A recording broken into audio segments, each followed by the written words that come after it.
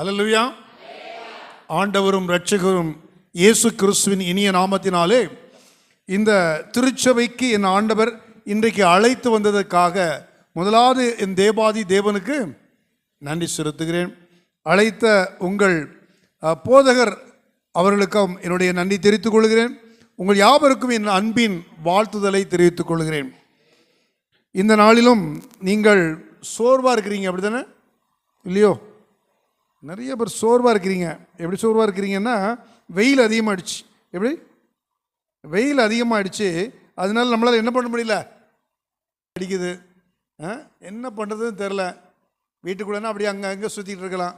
இங்கே 3 மணி நேரம் அப்படியே உட்கார்ந்துருக்கிறீங்க. சரி, பரவாயில்ல.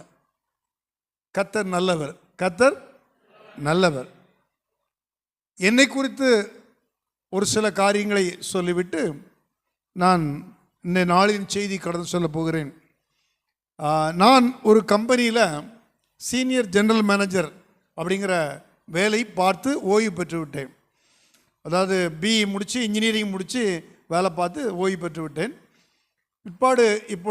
இப்பொழுது மாத்திரம் இல்லை, அதுக்கு முன்பதாகவே ஊழியத்தில் எனக்கு ஈடுபாடுகள் உண்டு. கிராமங்களில் சர்ச்சஸில் மெசேஜ் கொடுக்கறதெல்லாம் போயிட்டு தான் இருக்கிறேன். இவர்களை ஐயாவை நான் சொன்னேன், அவர் ஹாஸ்பிட்டலில் வச்சு முதல்ல சந்தித்த ஞாபகம் இருக்குது. நானும் இவங்க தகப்பனாரும் இவங்களும் நினைக்கிறேன். அங்கே வந்திருந்தாங்க. அப்படி பேசிகிட்டு இருக்கும்போது அப்படி சிலர்கிட்ட பேசுவோம். இவரை பார்த்தா கிறிஸ்டின் மாதிரி அந்த நேரத்தில் எனக்கு கிறிஸ்தவங்களை கண்டால் கொஞ்சம் பார்த்து பேசணும்னு ஒரு எண்ணம் உண்டு. அப்படி பேசினேன். அப்படி பேசிட்டு என் கார்டையும் அவர்கிட்ட விசிட்டிங் கார்டெலாம் கொடுத்தேன். அப்புறம் தொடர்பே கிடையாது. கடைசியில் உங்கள் ஊரில் ஒரு 12 மணி நேரமா 7 மணி நேரமா 12 மணி நேரம் ஒரு உபவாச கூட்டங்கள் நடந்தது உங்கள் இதில். அப்புறம் ஆட்டியாம்பட்டியில் நடந்தது. 2 இடத்துலையும் செய்திக்காக கூப்பிட்டுருந்தாங்க. அப்பவும் செய்தி கொடுக்க வந்திருந்தேன். அப்போ யார் என்ன பார்த்தீங்க ஞாபகம் இருக்குது அப்படின்னு எனக்கு தெரியல, உங்களுக்கு தான் தெரியணும். எனக்கு உங்களை தெரியாது, ஐயாவை மட்டும்தான் எனக்கு தெரியும். அம்மா அவங்க வீட்டிலக்கார அம்மாவை தெரியும். கர்த்தர் இப்படியாக என் மனைவியும் தேவனுடைய ஊழியங்களை பண்ணுவாங்க. அவங்க டீச்சராக இருந்து ரிட்டையர்ட் ஆகிட்டாங்க. பிள்ளைகள் 2 உண்டு, பையன் 1 பொண்ணு 1. பையன் எம்டெக் முடிச்சுட்டு இப்போது சில மாதத்துக்கு முன்பதாக வெளிநாடில் வேலைக்கு போயிருக்கார். அயர்லாந்து, இப்போ சென்னையில் தான் இருந்தார், அயர்லாண்டுக்கு வேலைக்கு போயிருக்கார். மகள் திருமணம் முடிந்து கணவனோடு இஸ்ரேல் தேசம், அப்படின்னா என்ன, இயேசு கிறிஸ்து பிறந்த ஊரில் இருக்கிறாங்க. இப்போ அங்கே வார் நடக்கிறது போல் ஒரு பெரிய போராட்டங்கள் இருக்குது. ஈரான் தேசத்துக்கும் அவர்களுக்கும் ஜெபம் பண்ணிக்கங்க. இப்படியாக எங்களுடைய ஊழியங்கள் நடந்து கொண்டிருக்கிறது. ஐயா சொன்னாங்க கரெக்டாக எத்தனை மணிக்கு முடிச்சிடணும், 1 மணிக்குன்ட்டு. எத்தனை மணிக்கு? ஆனால் செய்தி உங்களுக்கு எப்படி கொண்டு போகிறார் கர்த்தர் பாருங்கள். கரெக்டாக 1 மணிக்கு முடிச்சுறதுக்கு முயற்சி பண்ணுறேன். சரியா? ஏன்னா இன்றைக்கி கொடுக்கப்பட்ட ஒரு காரியம் என்ன சொன்னாங்க, கட்டப்பட்டிருக்கிறவர்கள் கட்டவிழ்த்து ஒரு விடுதலை ஆகக்கூடிய ஒரு நாள். அப்படி என்று நாங்கள் ஒரு விசேஷித்த நாளை ஏற்படுத்தி இந்த நாளிலே நாங்கள் என்ன செய்கிறோம், மாதம் 2வது சனிக்கிழமை இப்படியாக எங்கள் ஆலயத்தில் வைத்து நாங்கள் நடத்தி கொண்டிருக்கிறோம் என்று சொன்னார்கள். அப்படி என்றால் ஆண்டவர் அதற்குரிய வார்த்தைகள் அடியனுக்கு கொடுத்ததை உங்களோடு கூட பகிர்ந்து கொண்டால், இன்றைக்கு ஒருவேளை கட்டப்பட்டிருக்கிறவர்கள் யார் கட்டப்பட்டவர்கள் என்று சொன்ன உடனே நம்ம என்ன நினைக்கக்கூடாது, சாசு பிடிச்சவங்க அப்படி கிடையாது. எப்படி குடியில் கட்டப்பட்டவங்களும் அவங்க கட்டப்பட்டு கடனில் கட்டப்பட்டவர்களும், சிலருக்கு சினிமா பார்க்கறதுல கட்டப்பட்டிருந்தாலும் கட்டப்பட்டிருந்தா, சிலர் தூக்கத்தில் எப்போ பாரு தூங்கிட்டே இருப்பாங்க. சிலர் சொல்லுவாங்க, என் பிள்ளை பாருங்க காலையில் 10 மணி 11 மணி கூட எழுத மாட்டேங்குது. அது எது தூக்கத்தில் கட்டப்பட்டிருப்பாங்க. ஒவ்வொருவரும் ஒவ்வொரு விதத்தில் கட்டப்பட்டிருப்பாங்க. சில பாவ பழக்க வழக்கங்கள், உறவுகள். இன்றைக்கு அதிகமான பெரிய கட்டு எது தெரியுமா? யூடியூப்பில், மொபைலில் அவங்களுடைய நேரங்களை, சமயங்களை, அதிக நேரம் காலத்தை பிரயோஜனப்படுத்திக் கொள்ளுங்கள். அப்போ இந்த காலம் மிக முக்கியம். ஏனென்றால் கர்த்தர் கொடுத்த காலம் நமக்கு எவ்வளவும் தெரியாது. இந்த காலத்தை என்ன செய்யணுமா? கர்த்தருக்கென்று பிரயோஜனப்படுத்திக் கொள்ளணும். உலகத்தின் காரியங்களுக்காக அல்ல. சினிமா ஒரு ஜெப குறிப்பில் சொன்னாங்க, சினிமா பார்க்குறவர்களுக்காக. நீங்கள் ஒருத்தருமே சினிமா பார்க்குறவங்க யாருமே இல்லை. எப்படி சொல்லுங்க? நாங்கள் யாரும் உண்மையா இல்லையா? அல்லேலூயா. சிலர் அல்லேலூயா சொல்ல மாட்டேங்கிற, என்ன சினிமா பார்த்துக்கிட்டு இருக்கிறீங்க? கொஞ்சம் பேர் சினிமா பார்க்கறது மட்டும் இல்லை, ட்ராமா பார்க்கறது, இதெல்லாம் எங்கே கிடையாது. வேதத்தின்படி இது பாவத்தின் ஒரு லிஸ்ட்டில் வருது. எங்கே வருது? பாவம் செய்கிற, அந்த பாவத்தில் செய்கிறவங்க தேவனுடைய ராஜ்யத்திற்குள் பிரவேசிக்க மாட்டார்கள் என்று நான் முன்னமே சொல்லியிருக்கிறேன் என்று சொல்லி பவுல் கலாத்தியருக்கு சொல்கிறார். சரி, நான் அதை அப்புறம் பின்னாடி அந்த டைம் இருந்தால் அந்த வசனத்தெல்லாம் உங்களுக்கு சொல்கிறேன். அப்படியாக நம்முடைய வாழ்க்கையில் காலத்தை பிரயோஜனப்படுத்தி கொள்ள வேண்டும்.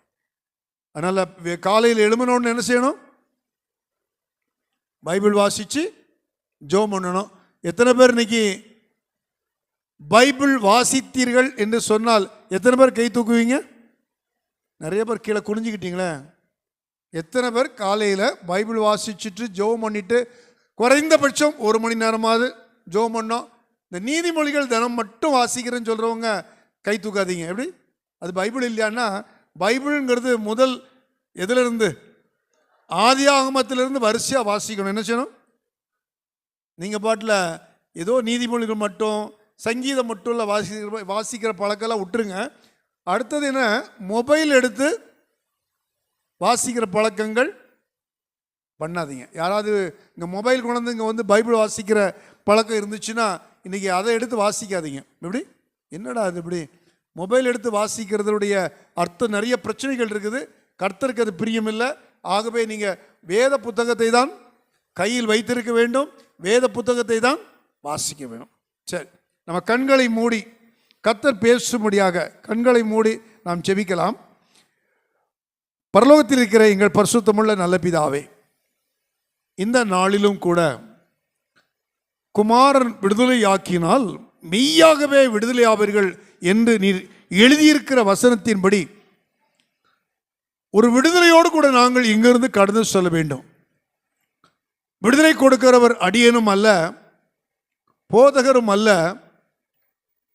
யார் என்று சொன்னால் குமாரனாகிய இயேசு கிறிஸ்து. அவர் இந்த இடத்துல உலாவி கொண்டிருக்கிறீங்க. இந்த இடத்துல நீர் பேச போகிறீங்க. ஆவியானவருடைய ஆளுகை இந்த இடத்துல ஆரம்பம் முதல் கடைசி வரை இருந்து கொண்டிருக்கிறது. ஆவியானவர் எங்கே உண்டோ அங்கே விடுதலை உண்டு. சத்தியத்தை அறிவீர்கள், சத்தியம் உங்களை விடுதலையாக்கும் என்று சொல்லியிருக்கிறீங்க.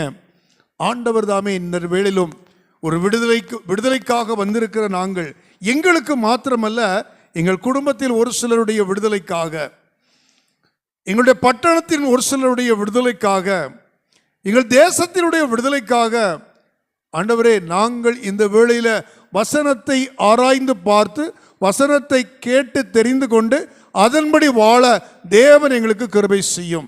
இந்த வார்த்தைகள் எங்களோடு கூட பேச போகிற மனதுருக்கம் உள்ள தேவன், மன்னிக்கிற தேவன், நன்மை செய்கிற தேவன் எங்களோடு கூட கடந்து வந்து பேசுவீராக. இயேசுவின் நாமத்தில் வேண்டிக் கொள்கிறோம் நல்ல பிதாவே, ஆமேன் ஆமேன். எடுத்தவர்கள் வாசியுங்கள்.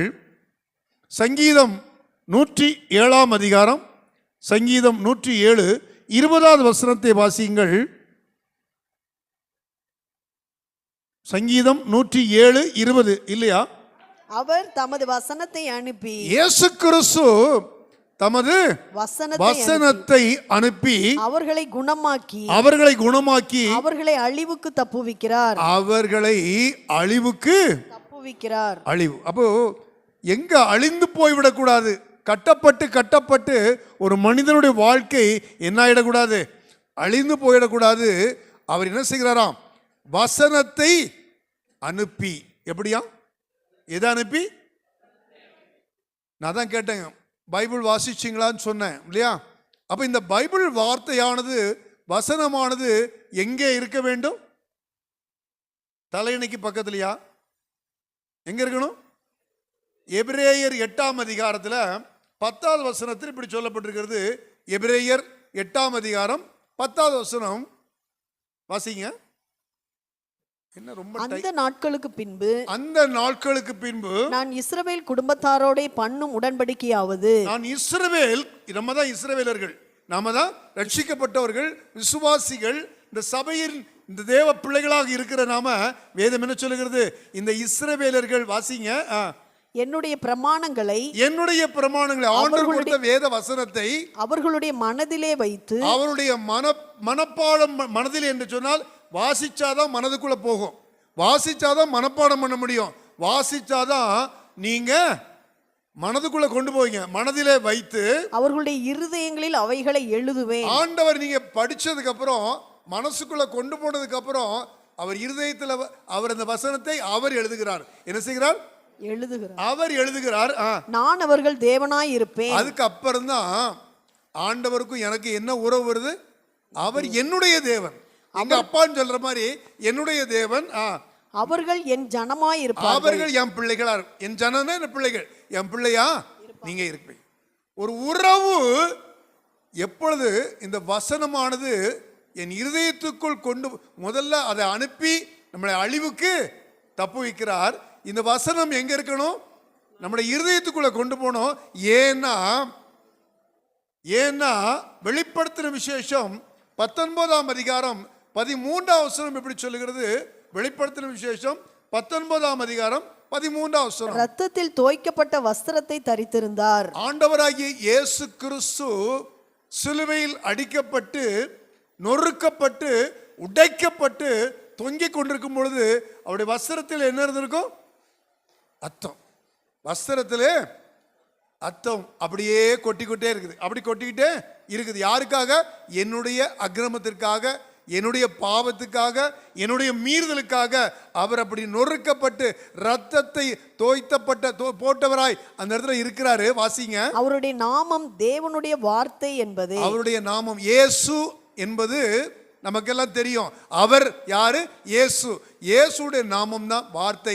இந்த வார்த்தை தான் மாம்சமாக இந்த உலகத்தில் வெளிப்பட்டார். இந்த வார்த்தை தான் இயேசு.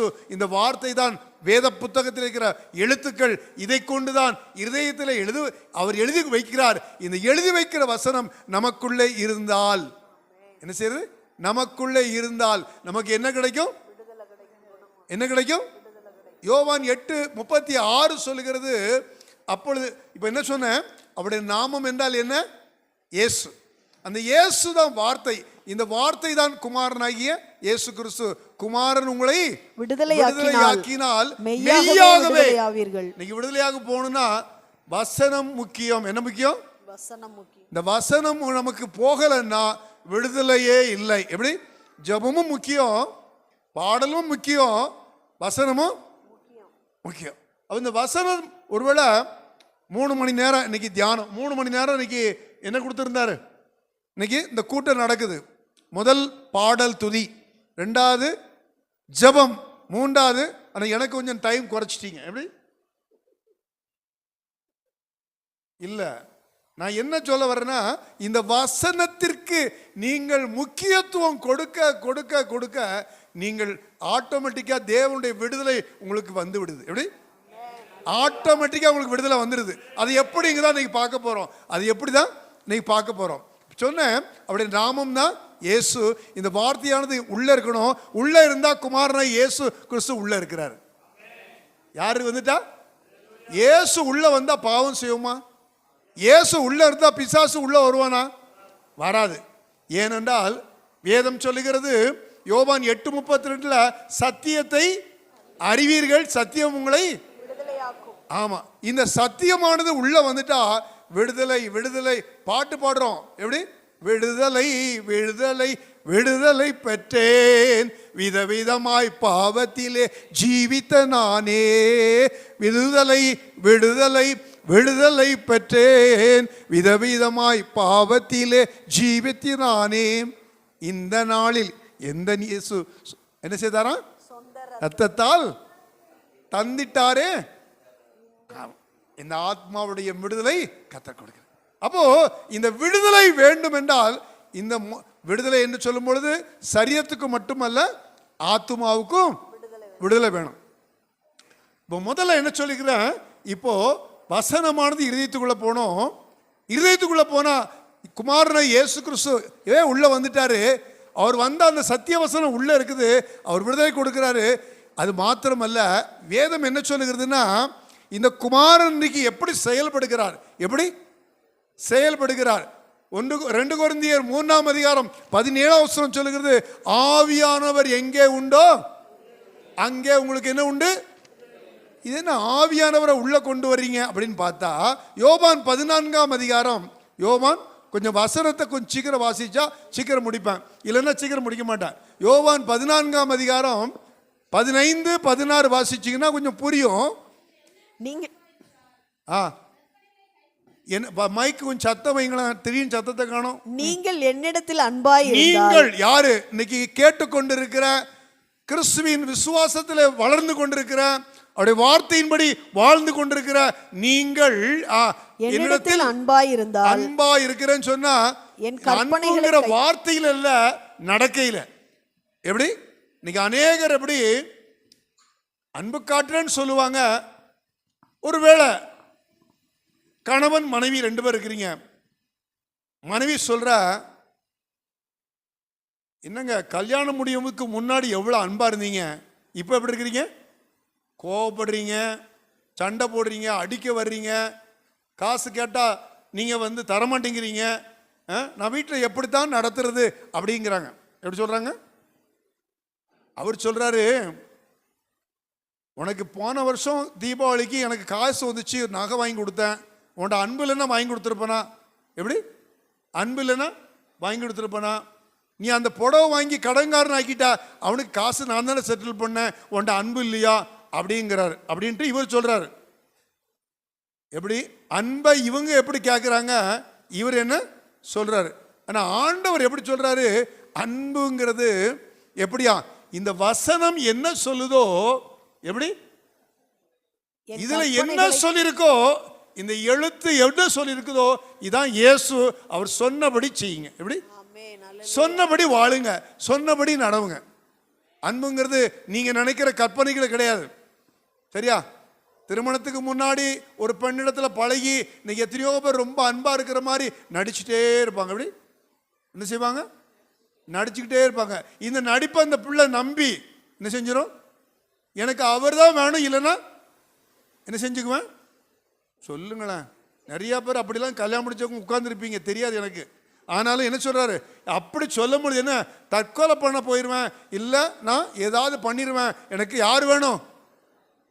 வீட்லேயே அம்மா அப்பா சில பேர் ஒத்துக்குவாங்க, சில ஒத்துக்க மாட்டாங்க, போலீஸ் ஸ்டேஷனில் கல்யாணம் முடியும், எப்படி இல்லாமல் முடிஞ்சிடுது. எப்படி அப்போ இருக்கிற அரவணைப்பு, அன்பு, மாயையான ஒரு அன்பு, ஏமாற்றுகிற ஒரு அன்பு, புரியாத ஒரு அன்பு பெற்றுக்கொண்டதாக நினைச்சு என்ன பண்ணிட்டாங்க, கூட ஓடுறாங்க, கூடவே ஓடுறாங்க. ஆனால் திருமணம் முடிந்த பிறகுதான் உண்மையான மனிதனுடைய சாயல் தெரிய ஆரம்பிக்குது. அப்பந்தான் அவன் புத்தி, அது வரைக்கும் அவன் குடிச்சது தெரியாது, அவன் வேற பெண்கள்கிட்ட பழகுனது தெரியாது. ஏன்? அவனுடைய உண்மையான அன்பு நமக்கு தெரியல. அன்னைக்கு நம்மளை எல்லாம் மறைச்சிச்சு. இப்போ பாருங்க, அவர் ஒரு பொண்ணு, நான் போன ஒரு சில மாதத்துக்கு முன்னாடி ஒரு ஆலயத்துக்கு போனேன். ஒரு பொண்ணு முடிச்ச உடனே வந்தா. அந்த பொண்ணுகிட்ட கேட்டா, என்ன உனக்கு கல்யாணம் ஆயிடுச்சாமா, என்னம்மா பிரச்சனை? கல்யாணம் ஆகி 5 வருஷம் ஆச்சு, 3 மாதம் தான் எங்கள் கணவரோட வாழ்ந்தேன். அவர் ரொம்ப நல்லவர். எங்கள் மாமியார் அவங்கள ரொம்ப என்ன சொந்த அத்தை பையன் தான், ரொம்ப என்ன கம்பல் பண்ணி கல்யாணம் முடிச்சிட்டாங்க. நான் நல்ல பையன் தான் நினச்சேன். ஒரு நாள் மொபைல் எடுத்து பார்த்தேன், அதில் பல பிள்ளைகளோட பழகுனது ஃபோட்டோ எல்லாம் பார்த்தேன். அன்றைக்கு நான் வந்தது ஐயா, இன்னைக்கு வரைக்கும் நாங்கள் போகவே இல்லை. பாருங்க, இன்னைக்கு சிலருடைய உண்மை தன்மை எப்போ தெரியாது, சில சமயங்களில் தெரியாது. இது உலக பிரகாரமான சில. ஆனால் இங்கே பாருங்க, ஆண்டவருடைய அன்பு வாசிங்க. நீங்கள் என்னிடத்தில் அன்பாய் இருந்தால், என்னிடத்தில் அன்பாய் இருந்தால் என் கற்பனைகளை கைக்கொள்ளுங்கள். என்ன செய்வீங்க? தூக்கம் வருதா? தூக்கம் வருதா? என் கற்பனைகளை கைக்கொள்ளுங்கள். கற்பனைகளை கைக்கொள்ளுகிறவர்களாக இருப்பீர்கள். நான் பிதாவை வேண்டிக் கொள்வேன். பாருங்க, நீங்க கற்பனைகளை கைக்கொண்டு என் மேல அன்பா இருக்கிறேன்னு சொல்றியா? வசனத்தை வாசிக்கணும். வாசிச்சிரியா? அது இருதயத்துக்குள்ள கொண்டு போகணும். கொண்டு போறதுக்கு நான் எழுதுறதுக்கு நீ உன் மனசுக்குள்ள அந்த வசனம் உள்ள போகணும். உள்ள போனதுக்கு அப்புறம் அருண் சொல்றாரு, நீ யால அன்பா இருக்கிறன்னா அதன்படி வாழ்ந்து காட்டு. எப்படி? இன்னைக்கு சர்ச்சுக்கெல்லாம் நான் போகும்போது அடிக்கடி சொல்லுவேன். என்ன சொல்லுவேன்னா, 9 மணி சர்வீஸ்னா 2 பேர் பக்தியா உட்காந்து முழங்கால் போட்டுட்டு இருப்பாங்க. எத்தனை பேர்? ஆமா. மீதியெல்லாம் எங்கேயா? ஆடுகள் வருது. என்னது? யார் வர்றா? வருது. எங்க இருந்து வருது? யா, அந்த பஸ் கிடைக்கலையா, டாக்டர்கிட்ட போகணும், 6 மணிக்கே போகணும்னா எல்லா பஸ்ஸும் கிடைச்சிடும். எது கிடைச்சிடும்? இன்றி போகணுன்னா எல்லாம் கிடைச்சிடும். ஆனா ஆலயத்துக்கு வரணும்னா ஒண்ணுமே கிடைக்காது. தண்ணி அன்னைக்கு தாயா தண்ணி வருது. என்ன வருதான்? தண்ணி வருது. காரணம் 100 சொல்லலாம். எப்படி? ஆனா உங்க முக்கிய ஒரு டாக்டர்கிட்ட போகணும் அப்படின்னா மட்டும் தண்ணி வர்றதை பற்றிலாம் கேன்சல் பண்ணிட்டு அங்கே டாக்டரை கேன்சல் பண்ண மாட்டீங்க. தண்ணி பிடிக்கிறத உண்டா இல்லையா? ஆனால் சர்ச்சுக்கு வந்தால் மட்டும் சர்ச்சையை கேன்சல் பண்ணிட்டு, அப்போ அன்பா இருக்கிறோமா இல்லையா? உங்க உடம்பு மேல அன்பா வச்சு டாக்டர்கிட்ட ஓடிடுறோம். ஆனால் யார் மேல அன்பு வச்சுக்கல.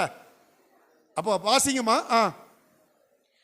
நான் பிதாவை வேண்டிக் கொள்ளுவேன். எங்க பாருங்க, நீங்க அன்பா இருந்து அந்த கற்பனைகளை கை கொண்டால் மட்டும்தான் நான் யாரிடத்துல வேண்டிக் கொள்வாராம்? பிதாவிடத்தில் வேண்டிக். பிதாவை நோக்கி நமக்காக பரிந்து பேசிக்கொண்டு, இந்த பிள்ளைகள் என்னுடைய பிள்ளைகள் என் சத்தத்தை கேட்டு நான் வார்த்தையின்படி அப்படியே நடக்கிறார்கள்.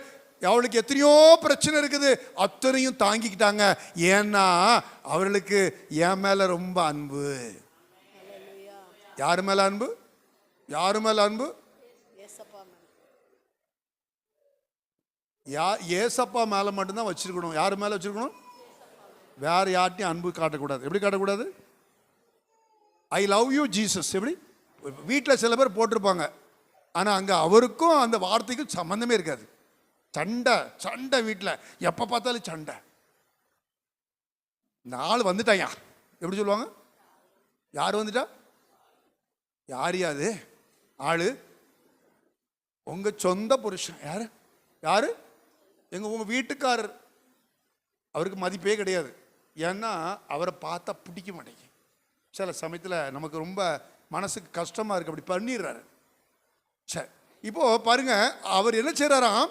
அன்பு செலுத்துகிறேன்னு சொல்லி என் கற்பனைகளை கை கொண்டால் நான் என்ன செய்வாராம்? பிதாவை நோக்கி வேண்டிக் கொள்வேன். அவர் அப்பொழுது என்றென்றைக்கும் உங்களுடனே இருக்கும்படிக்கு. காலையில இருக்கும் போது இருப்பாரு, மத்தியானம் இருக்கும் போது இருப்பாரு, தூங்கும் போது இருப்பாரு. சினிமா பார்க்க போனா அது ஆஃப் பண்ணு சொல்லுவாரு. என்ன சொல்லுவாரு? யாராவது தப்பா பேசிட்டு இருந்தாங்கன்னா சுவிட்ச் ஆஃப் பண்ணிச்சு, அந்த போனை கட் பண்ண சொல்லிடுவாரு. யார்கிட்டயா தப்பா உங்களுக்கு உறவு வர ஆரம்பிச்சிச்சுன்னா இது வேண்டான்றுவாரு. எப்படி? அவர் என்றென்றைக்கும் உங்களுடனே கூட இருக்கும்படியாக சத்திய ஆவியாகிய வேறொரு தேற்றரவாளனை அவர் உங்களுக்கு தந்தருளுவார். யாரை கொடுத்துட்டாராம்?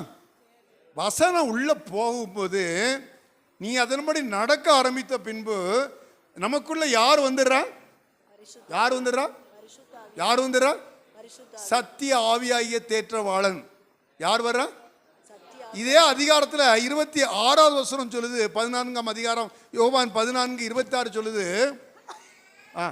என் நாமத்தினாலே இயேசு என்னும் நாமத்தினால பிதா அனுப்ப போகிற பரிசுத்த ஆவியாகிய தேற்றவாளன் எல்லாவற்றையும் உங்களுக்கு போதித்து. யாருக்கு? என் கூட இருக்கிறாரு. யார் இருக்கிறா? ஆவியானவர். அந்த ஆவியானவர் என்ன செய்வாராம்? போதிப்பார். எல்லாவற்றையும் உனக்கு கத்து கொடுப்பாரு. என்ன கொடுப்பாரு? +2 படிக்கிறியா, 10th படிக்கிறியா, அதையும் கற்றுக் கொடுப்பாரு. என்ன செய்வாரு? எனக்கு சரியா ஞாபகம் வர மாட்டேங்க, சரியா தெரிய மாட்டேங்குதுன்னா உட்கார்ந்து படிச்சு ஆண்டவர்கிட்ட கேளு. என்ன கேளு? ஆண்டவரே இது எனக்கு புரிய மாட்டேங்குது. எது சப்ஜெக்ட் சொல்லி கொடுப்பாரு. யாராவது தப்பா பழகுறாங்கன்னா அதையும் சொல்லி கொடுப்பாரு, நீ பழகாதுன்னு சொல்லி. அதான் போதிக்கிற தேவன் நமக்கு உள்ளே வந்துடுறாரு. எங்க வந்துடுறாரு? அவர் உள்ள வந்துட்டா நமக்குள்ள என்ன வராது? பாவமே வராது. என்ன வராது? வாசிங்க. நான் உங்களுக்கு சொன்ன எல்லாவற்றையும் உங்களுக்கு நினைப்பூட்டுவார். ஆமா, எதுக்கு முன்னாடி நிறைய சொல்லிட்டாரு. என்ன சொல்லிட்டாரு? நிறைய அவர் உள்ள இந்த பார்த்தீங்கன்னா லூக்கா 5ஆம் அதிகாரத்தில் லூக்கா 5ஆம் அதிகாரத்தில் முதலாம் வசனத்தில் இப்படி சொல்லிக்கிறது பார்த்தீங்க. லூக்கா 5ஆம் அதிகாரத்தில் முதலாம் வசனம். பின்பு இயேசு கிறிஸ்து கெனசரேத்து கடலருகே நின்றபோது, கெனசரேத்துங்கிற ஒரு இடத்துல வந்து ஒரு கடல் அருகே நிற்கிறார். திரளான ஜனங்கள் அவரை தேடி யார் வந்து இருக்கிறார்? திரளான ஜனங்கள். இயேசு அப்படிங்கிற அந்த வார்த்தையை யாருக்குள்ளெல்லாம் உச்சரிக்கிறீங்களோ, எங்கெல்லாம் இயேசு கிறிஸ்துவை பற்றி பேசப்படுகிறதோ, எங்கெல்லாம் சபையில சத்தியத்தை உங்களுக்கு சொல்லிக் கொடுக்கிறார்களோ, அந்த இடத்துல எப்படி இருக்கு? எவ்வளவு பேர் இருக்கணும்? திரளான ஜனங்கள். எப்படி இருக்கணும்? திரளான ஜனங்கள். சொல்லுங்களேன். நீங்க ஒருத்தரையாவது கூட்டிட்டு வந்துடணும். இன்னைக்கு சத்தியத்தை கேட்க கர்த்தர் உங்களை கூட்டிட்டு வரணும். எப்படி? ஒரு பிள்ளை இன்னொரு பிள்ளையை கூட்டிட்டு வந்துட்டா இந்த இடம் பத்தாது. என்ன பண்ணாது? என்ன பத்தாது? இடம் போதாது. அவங்கள என்ன பண்ணாங்க? இயேசு வந்திருக்கிறாரு, போய் பார்க்கலான்னு சொல்லி வந்தாங்க. என்ன செஞ்சாங்க? எங்க வந்தாங்க? கடற்கரை. நீங்க நிறைய பேருக்கு மேட்டூரே தெரியல, அப்புறம் கடற்கரை எங்க தெரியும்?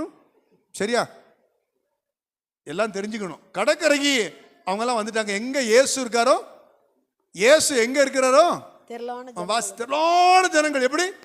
திரளான ஜனங்க வந்தாங்க. வாசிங்க. தேவ வசனத்தை கேட்கும்படி.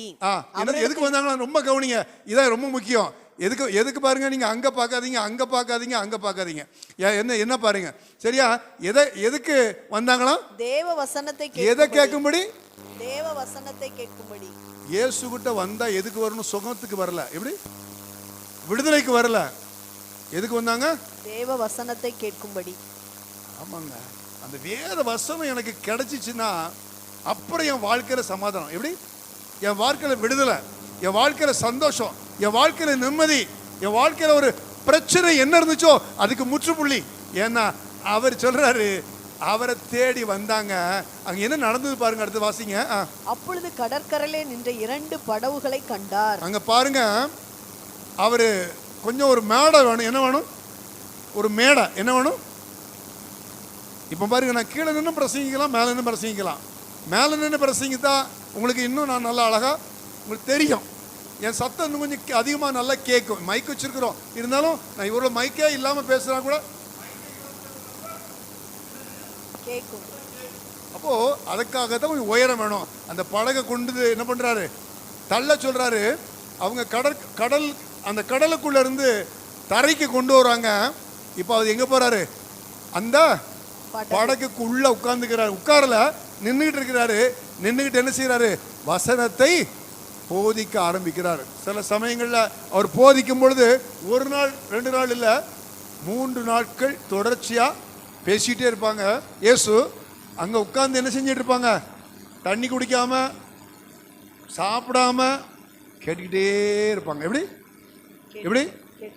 தண்ணி குடிக்காம சாப்பிடாம 3 நாள் கேட்டு முடிச்ச உடனே சொல்றாரு, நீங்க போலான்னு சொன்ன உடனே உடல, நீங்க அவங்களுக்கு என்ன கொடுங்க? ஆகாரம் கொடுங்க. என்ன கொடுங்க? ஆகாரம் கொடுங்க. ஏன்னா 3 நாள் வந்து ஆத்தும ஆகாரம் கிடைச்சிச்சு. ஆனால் இப்போ சரீரம் கொஞ்சம் சோர்வா இருக்கும். என்ன செய்ய?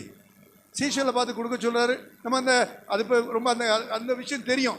5 அப்பமும் 2 மீனை வச்சு 5000 பேருக்கு புருஷருக்கும் அவங்க மனைவி அவங்க பிள்ளைகள்லாம் கொடுத்து 12 கூட நிறைய மீதியாச்சு. இதெல்லாம் நமக்கு தெரியும். அப்ப எதுக்கு சொன்னோம்? வசனத்தை ஜனங்கள் ஆர்வமாய் கேட்டுக்கொண்டிருந்தார்கள். அவர் போதித்து கொண்டே இருந்தார். இதுக்கு அப்புறம் என்ன நடக்குது? இந்த போட்டை கொடுத்தான் பாத்தீங்களா? அவனு உட்கார்ந்து கேட்டுட்டு இருந்தான். அவன் எப்படி கேட்டுட்டு இருந்தான்? சோர்வா கேட்டுட்டு இருக்கிறான். என்ன சோர்வு? அவன் முழுவதும் என்ன செஞ்சான்? முழுவதும் கடலில் அவன் பெரிய கெட்டிக்காரன். எப்படி? மீன் பிடிக்கிறதுல பயங்கர கெட்டிக்காரன். அவனுக்கு இந்த இடத்துல போனா இவ்வளவு மீன் கிடைக்கும் தெரியும். இந்த இடத்துல போனா இந்த வகையான மீன் கிடைக்கும். எப்படி? நம்ம எல்லாம் மீனே சாப்பிட மாட்டீங்க இல்லையா? அதுவும் ஆத்து மீன் சாப்பிட்றீங்களா, கடல் மீன் சாப்பிட்றீங்கன்னு தெரியல. கடல்ல நிறைய கடல் மீன்ல ஏகப்பட்ட வெரைட்டி இருக்கும். அந்த வெரைட்டி அவனுக்கு தெரியும். அது அங்க போனா இன்னைக்கு இவ்வளவு ரூபாய்க்கு வித்துடலாம், இவ்வளவு டன்னு கிடைக்கும் அப்படின்னு நினைச்சு போட்டுக்கிட்டே இருந்தான். ஆனா இங்க வந்து ராத்திரி முழுசும் வலை போட்டு ஒரு மீன் கூட கிடைக்கல. என்னால இது வரைக்கும் அப்படிப்பட்ட காரியம் நடந்ததே இல்லை. நீங்க நம்ம வாழ்க்கையில கூட நிறைய முயற்சி பண்ணி வேலைக்கு இன்டர்வியூ போவோம், நல்லா கஷ்டப்பட்டு படிப்போம், நீட் எக்ஸாம் எழுதுவோம், மார்க்கே வரல. 10th படிப்போம், 10th மார்க் கொஞ்சம் குறைஞ்சி போச்சு. ஏன்னா படித்தோம், ராத்திரி பகலாக படித்தோம், ஆனால் மார்க்கு கொஞ்சம் குறைஞ்சி போச்சு. நம்ம முயற்சி அப்படித்தான். எப்படி நம்ம பிரயாசப்படுறோம், ஆனால் அதை வெற்றி சிறக்க பண்றவர், ஜெயிக்க பண்றவர், அதுல யாரு விளைய செய்கிறவர் யாரு? கர்த்தராகிய இயேசு கிறிஸ்து. அப்ப அவர்கிட்ட ஒப்பு கொடுத்துட்டு நம்ம செய்யும் பொழுது அவர் எல்லாமே நன்மையாக செய்து முடிப்பார். சரி, இப்போ அங்க என்ன நடக்குது? அவனுக்கு என்ன இல்லை, சோர்வா இருக்குமா இல்லையா? நீங்க ஒருத்தர் உங்க வீட்டில இருந்து ஒரு சின்ன பிரச்சனை, ஒரு 10,000 ரூபாய் வேணும். ஒரு நாளைக்கு நான் ஒரு ஆலயத்துக்கு போயிருந்தேன். அப்போ ஒரு சகோதரன், சின்ன வயசுக்காரர் தான், தம்பி மாதிரி இருக்கும், அந்த வயசு இருக்கும். தம்பி இல்லை, தம்பி மாதிரி ஒரு வயசு இருக்கும். உங்களை சொல்லு. அவர் நின்று சாட்சி சொல்றாரு, அழுதுகிட்டே சொல்றாரு, ஐயா நான் ஒரு குறிப்பிட்ட பிரச்சனையில மாட்டிக்கிட்டேன், என் கையில ஒரு பைசா கிடையாது, கடன்காரன் என்னை இப்படி நெருக்கிறான், ஒன்று சாகணும். எப்படி அவன் அந்த கடன்காரன் பண்ற காரியத்தை நான் சாகணும், இல்லை நான் அதுக்கு அந்த ரூபா வாங்கி ஏற்பாடு பண்ணணும், நான் ரூபாய்க்கு ஒரு 10 பேராது நான் போய் கேட்டுட்டேன், ஒருத்தர் ரூபா தரல. அப்புறம் ஆண்டவருடைய பாதத்தில் ராத்திரி உட்காந்து ஜெபம் பண்ணேன். கர்த்தர் ஒருத்தரை காட்டினாரு, நான் அவர்கிட்ட போய் வாங்கி கொடுத்துட்டு இன்னைக்கு உயிரோடு கூட இருக்கிறேன்னா ஆண்டவர் எனக்கு உதவி செய்தார். அல்லேலூயா. ஆலோசனை கொடுக்கிற கர்த்தர். எப்படி இங்க பாருங்க, இந்த போட்ல அவனுக்கு எத்தனை ஆலோசனை, அவனுடைய ஆலோசனைலாம் வீணாகி போச்சு. யாருடைய ஆலோசனை? அந்த பேதுருவும் அவனு யோவானும் 2 பேரும் சேர்ந்து போட்ட எல்லா வலையும் ஒரு மீன் கிடைக்கல. ஆண்டு சொல்றாரு, இப்போ வசனத்தெல்லாம் கேட்டு முடிச்சாச்சு. எப்படி இப்போ ஒரே ஒரு காரியம் சொல்றாரு, நீ போ, உள்ள போய் வலதுபுறமாக என்ன செய்ய, நீ வலைய போடு அப்படின்னு சொன்னார். ஆண்டவரே நான் முழுசும் வலைய போட்டு பார்த்துட்டேன், எனக்கு ஒரு மீனும் கிடைக்கல. ஆனாலும் உம்முடைய வார்த்தையின்படி. நல்ல கவனிங்க, என்னது என்ன சொன்னாரு? அதுக்கு தான் வசனத்தை படின்னு சொல்றது. இதுல தாங்க இருக்குது. என்ன இருக்குது? எல்லாமே உள்ள இருக்குது, சகலமும் உள்ள இருக்குது, அதுல இல்லாது இல்ல. பாருங்க, சந்திர மண்டலத்துக்கு முத போனாங்க ஆம்ஸ்ட்ராங் அப்படின்னு சொல்லிட்டு. அங்க போன உடனே பைபிள் எடுத்தாங்க, வாசிச்சானா. எப்படி என்ன செஞ்சான்? பைபிள் எடுத்தான் வாசி. நம்ம எப்ப பைபிளும் கையுமா, தப்பா சொல்ல, அன்னைக்கு எதை பார்க்கும்போது நான் பைபிள் வாசிச்சுட்டு பார்த்துருக்காரு. எப்படி எப்ப நம்ம பைபிள் வாசிச்சுட்டு இருக்கிறோமோ, you are all blessed people. நீங்க ஆசீர்வதிக்கப்பட்டவர்கள். யாரு நீங்கள்? ஆசீர்வதிக்கப்பட்டவர்கள். சொல்றது புரியுதா? புரியலையா? தூக்கம் வருதா? அப்ப எங்க என்ன சொல்றாரு? நீங்க இப்ப பாருங்க, ஒண்ணும் இல்லாம வந்தவரு வசனத்தை கேட்டாரு, இப்ப என்ன பண்ணாரு? வலைய போட்டாரு. வேற ஒண்ணுமே மந்திரம் இல்ல, என்ன இல்ல, மந்திரம் இல்ல, மாயஜாலம் இல்ல. அவர் வார்த்தையை சொன்னாரு, கேட்டுட்டே இருந்தான். இப்போ அடுத்த ஒரு வார்த்தை சொன்னாரு, இதன்படி செய்தான், கர்த்தர் அவனை ஆசீர்வதித்தார். அப்ப நமக்கு ஆசீர்வாதம் வேணும்னா, எனக்கு என்ன ஆண்டவரே நீர் சொல்றீரோ அதை நான் கேட்டு அதன்படி நான் வாழ்வதற்கு என்னை அர்ப்பணிக்கிறேன். என்ன செய்யறேன்? என்னை இன்னைக்கு நிறைய பேருடைய வாழ்க்கையில உங்களுக்கு விருப்பமானது வேணும், எப்படி, அல்லது எனக்கு விருப்பமானது வேணும். கர்த்தர் என்ன சொல்லுகிறாரோ அப்படி கேட்டு அதன்படி நடக்க விருப்பம் இல்லை. எப்படி, எதுக்கு விருப்பம் இல்லை? ஒரு சில திருமணத்திற்காக எங்களுக்காக, என் பையனுக்காக ஜெபம் பண்ணிக்கங்க, ஒரு பொண்ணு பார்த்துருக்குறோம், அதை ஜெபம் பண்ணிக்கங்கம்பாங்க. அவங்க எல்லாம் செட்டில் பண்ணியிருப்பாங்க. அப்படி என்ன பண்ணியிருப்பாங்க? எல்லாம் செட்டில் பண்ணியிருப்பாங்க. பண்ணி இத்தனாம் தேதி கல்யாணம் எல்லாமே பண்ணியிருப்பாங்க. ஆனால் என்ன செய்வாங்க? ஐயா கொஞ்சம் ஜெபம் பண்ணிக்கங்கய்யா, எங்களுக்கு ஒன்றுமே தெரியாது, கடவுள் தான் மீதி எவ்வளோ டவுரி எல்லாத்தையும் பேசி முடிச்சிருப்பாங்க. எதுவுமே வசனத்தின்படி செய்யல. அவங்களுக்கு உலக பிரகாரமா முடிச்சிட்டாங்க. ஆனா இப்ப என்ன சொல்றாங்க? எங்க பிள்ளைக்காக, அந்த மேரேஜுக்காக பாஸ்டர்யா உபவாசம் பண்ணி ஜெபிச்சுக்கீங்க. யாருக்கு? அவங்களுக்கு. அவங்க எல்லாம் பண்ணிட்டாங்க. அவங்க லவ் பண்ணி கல்யாணம் முடிச்சிட்டாங்க, முடிக்க போறாங்க. எப்படி எல்லாம் முடிச்சிட்டாங்க. ஆனா இப்ப என்ன வேணுமா? அவங்களுக்காக ஜெபம் பண்ணிக்கங்க. வசனத்திற்கு நடுங்குகிறவரையே நோக்கி பார்ப்பேன். ஆமா, ஏசாயா 66:2 சொல்லுகிறது, வசனத்திற்கு அப்படின்னா என்ன நடுங்கிறது? வசனத்தை பைபிளை கேட்டு இப்படி நடுங்கிறது அப்படி இல்லை. இந்த வசனம் இப்படி சொல்லி இருக்குது, நான் அப்படி வாழ்றேனா இல்லையா? நான் அப்படி வாழ்றேனா இல்லையா? நான் 5 காரியத்தை பத்தி பேசணும். இப்போ இன்ட்ரோடக்ஷனே நேரம் போயிடுச்சு. எப்படி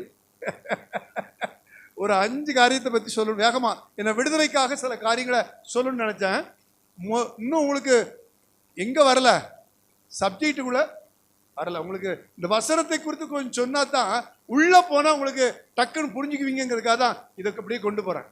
சரி, இப்போ ஆவியானவர் நமக்குள்ள இருந்து கிரியை செய்யணும். அதுக்கு பாருங்க, பேதுரு கீழ்ப்படி தான். ஆனா நம்ம நினைக்கிறோம், ரொம்ப கடன்ல இருந்தேன், இப்ப எனக்கு கடன்லாம் தீந்துருச்சு. எங்க வீடுக்காரர் குடிக்காரரா இருந்தாரு, இப்ப குடிக்கல. இதெல்லாம் சந்தோஷம். பேதுருட்ட சொன்னாரு, நீ மீன் பிடிச்சிட்டு வந்துட்டு சந்தோஷப்படாத, நீ இனிமே என்ன செய்யக்கூடாது, மனுஷனை பிடிக்க நினைச்சிடும், மீனை பிடிக்க கூடாது. இனிமே ஜெபம் பண்ணும்போது சொன்னாரு, என்ன சொன்னாருன்னா, உங்க வீட்டுக்காரர் இனிமே என்ன பண்ணுவாரு,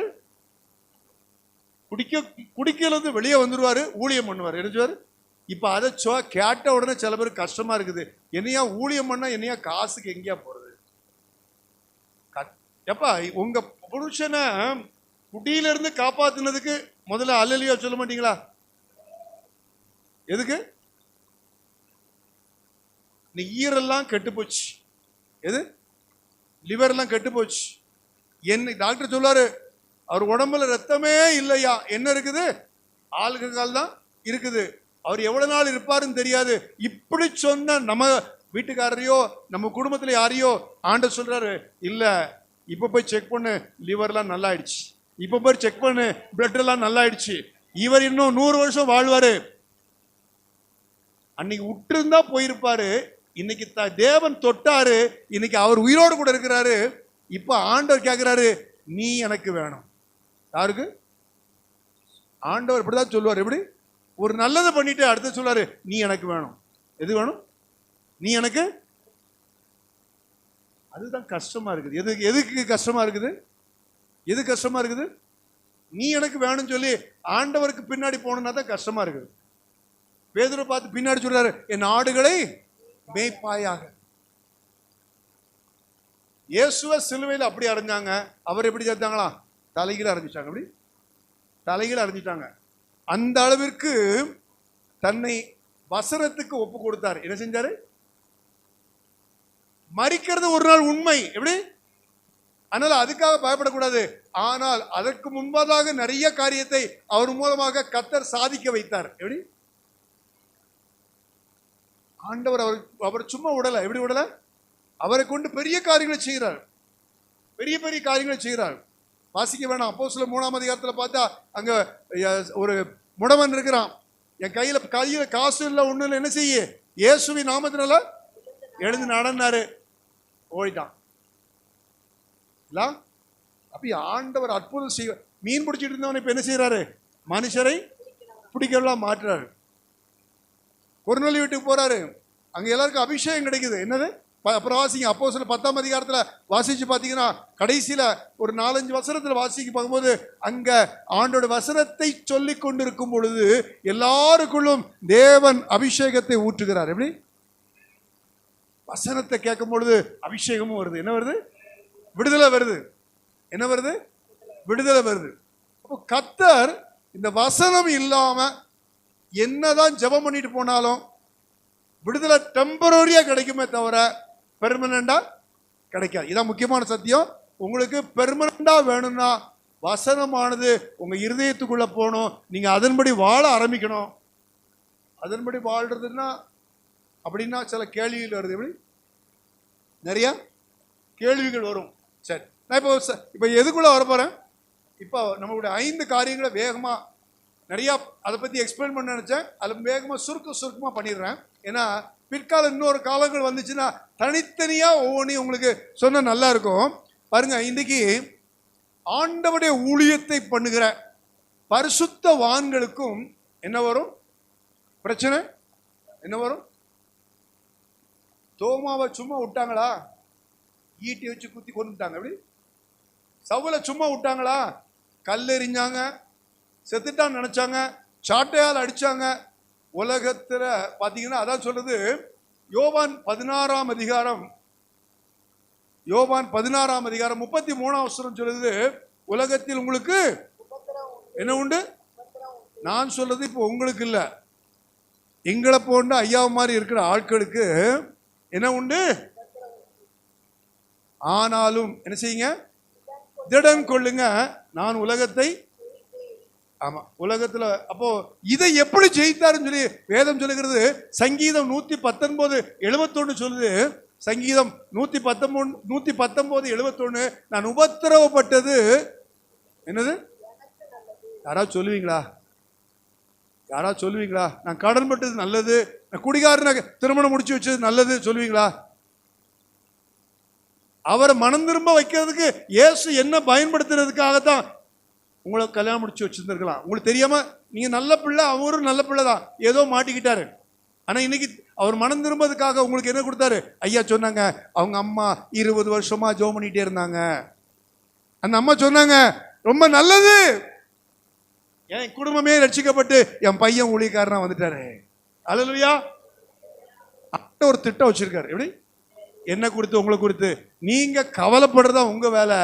அனு சொல்றாரு, நீ கவலைப்படாத, நீ என்ன பண்ணாத, உனக்கு உபத்திரம் உண்டு, ஆனாலும் என்ன செய்ய, திடமானதா இருக்கிற, உலகத்தை ஜெயிச்சேன்னு சொன்னாரு. உனக்கு உலகத்தில் உபத்திரம் உண்டு அப்படி சொல்லிட்ட பிறகு சொன்னாரு. என்ன சொன்னாரு? சங்கீதம் 119:71 என்ன வாசிச்சோம்? அதனால என்ன செஞ்ச அப்படின்னு என்ன அர்த்தம்? உனக்கு பிரச்சனை வந்தா யாருக்கிட்டையும் போன் அடிக்காத. எப்படி சொல்லுங்க?